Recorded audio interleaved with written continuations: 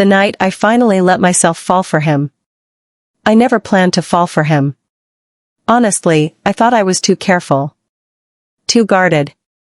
Too good at building walls, brick after brick around my heart. But that night. That one unexpected, imperfect, beautiful night. Everything changed. My name is Ava Keller, 27, a graphic designer living in Seattle. And this story?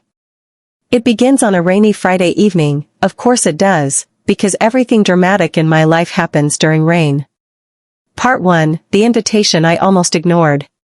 I had just reached home after a long, soul-draining day at work. All I wanted was tea, soft blankets, and zero human contact. That was the plan. Then my phone buzzed. Ethan Collins. Hey, we're all grabbing dinner at Wilder and Rose. Come join? Ethan. My best friend's older brother. The man with the softest voice, the kind of smile that made you forget what you were saying, and eyes that always noticed me even when he pretended he didn't. We'd known each other for years.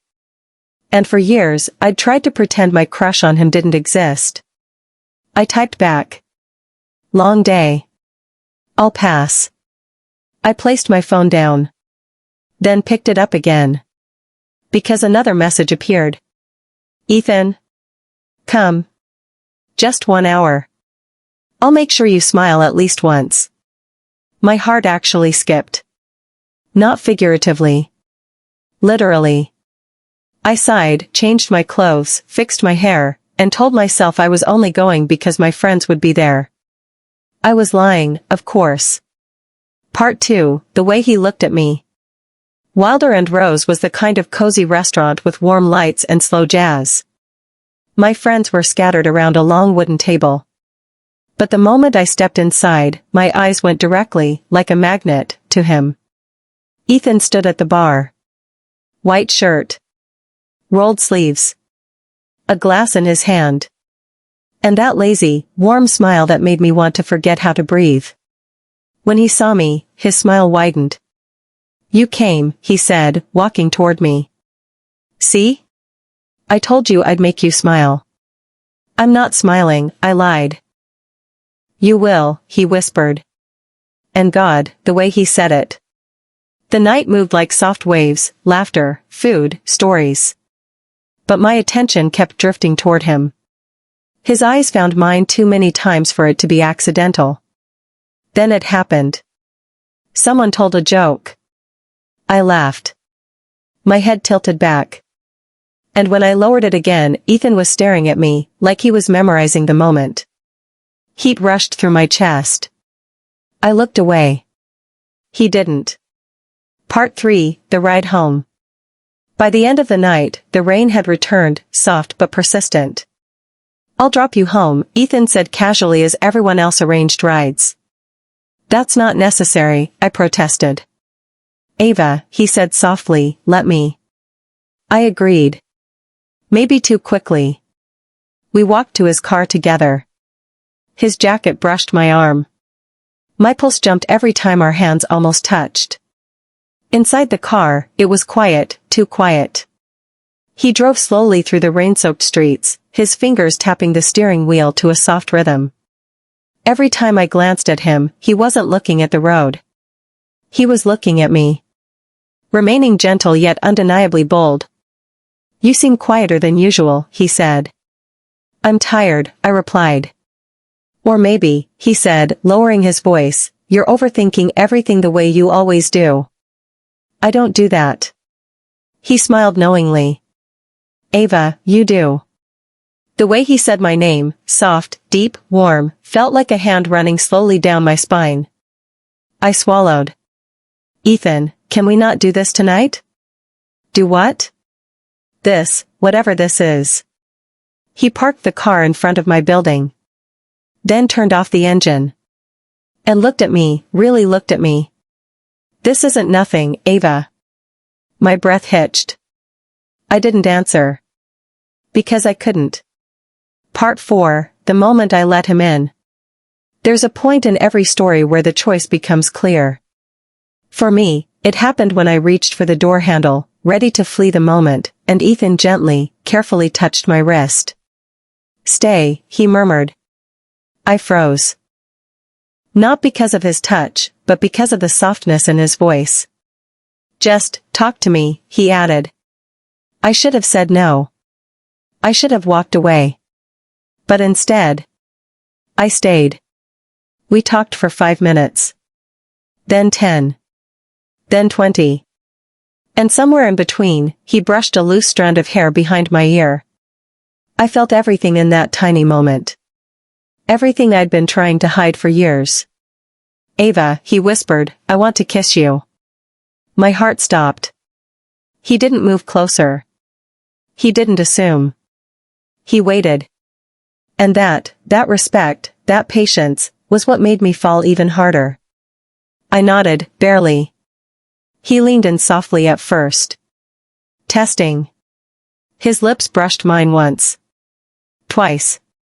Slow, warm, electric. Then deeper, pulling me in with a tenderness that felt almost unreal. His hand cupped my jaw. Mine slid slowly up his chest. The kiss grew bolder, still gentle but charged with all the emotions we'd both been pretending didn't exist. It felt like exhaling after years of holding my breath.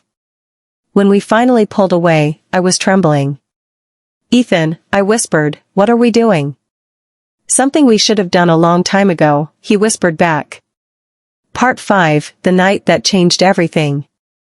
We didn't rush. We didn't cross lines too fast. But we felt everything. He walked me to my door. I unlocked it. Stopped. Turned. His eyes were asking a question. Mine were answering it. "Come in," I said softly. Inside, everything felt different, warmer, quieter, more intimate. He slipped off his jacket. I placed my phone on the table. We stood inches apart, both pretending to look anywhere but at each other. Then he whispered. "Are you sure?" "Yes," I breathed.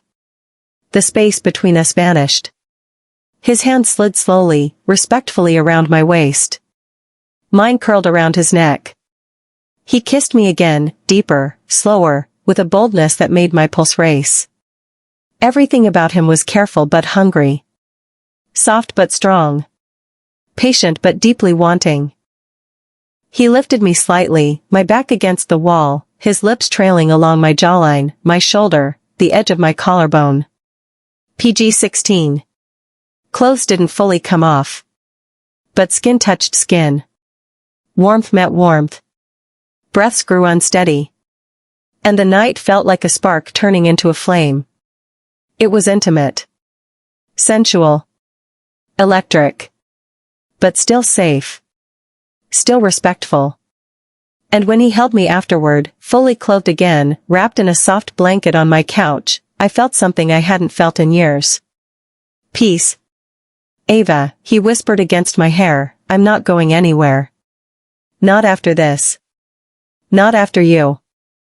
I believed him. Part 6, the morning after, where the real romance begins. Sunlight filtered through my curtains. I opened my eyes to find him still there, sleepy, warm, beautiful. He smiled lazily. "Morning." "Hi," I whispered, suddenly shy.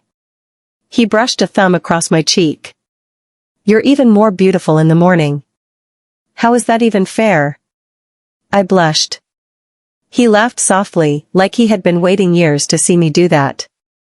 We made breakfast together. We teased each other. He kissed me again, slow, warm, meaningful. And just like that, my walls, my fears, my careful distance, they all melted.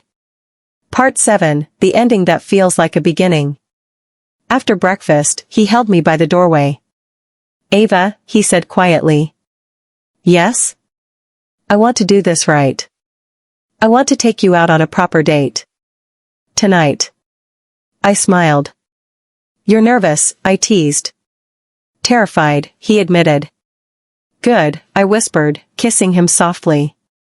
"Me too." He grinned, kissed my forehead, and whispered, "This is the beginning of something real. I can feel it."